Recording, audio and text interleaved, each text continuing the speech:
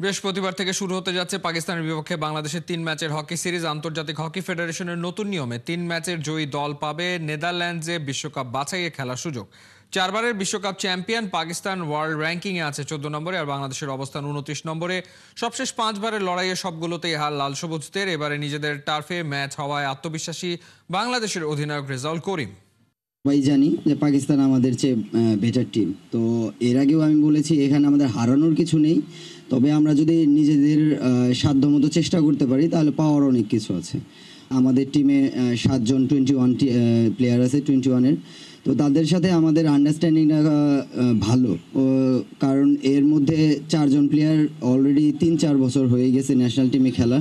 তো ডেফিনেটলি ওই দিক থেকে আমাদের সবার আন্ডারস্ট্যান্ডিংটা আগের মতোই আছে।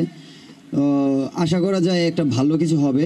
তবে আমরা চেষ্টা করব যে আমাদের সাধ্যমতো চেষ্টা করার জন্য, ভালো কিছু একটা করার জন্য।